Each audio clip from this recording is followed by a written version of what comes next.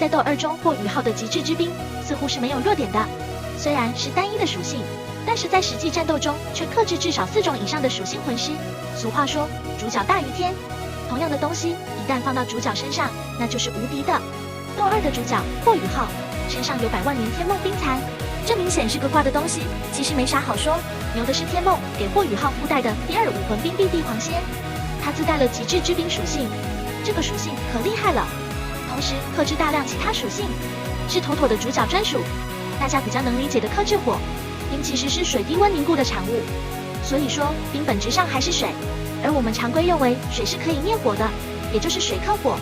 所以在霍雨浩的极致之冰属性下，几乎所有的火属性魂师都会望风而逃。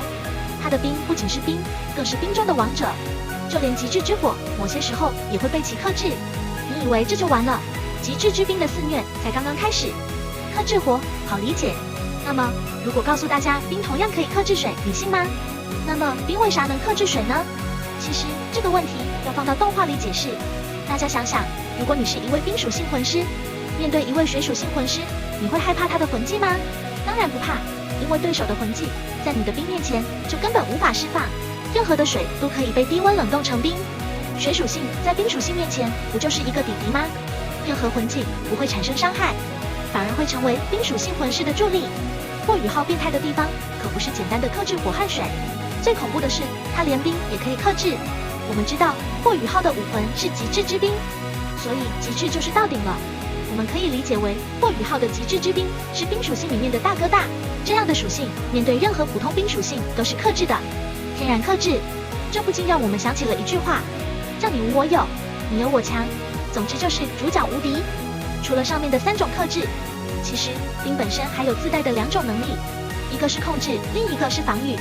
控制力大家也不难理解，在实际的战斗中，冰可以短时间的封印对手，就是把对手冻住，甚至霍雨浩的有些能力甚至可以直接将对手的魂技给冻住，这个控制效果是相当强悍的。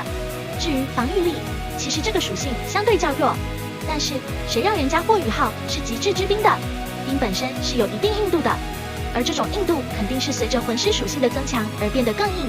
极致之冰的硬度大家可以想象一下，有了硬度就能当盾牌用，很多时候冰可以当成一种防御物体来使用，这就是冰的防御属性。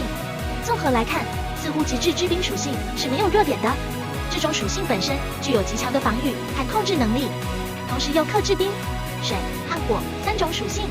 那么大家觉得，如果遇到其他极致属性的魂师，霍雨浩的极致之冰还会有优势吗？好了，本期内容就先到这里。分离是为了更好的相遇，喜欢的小伙伴可以点个订阅。我小红与你下期再会哦。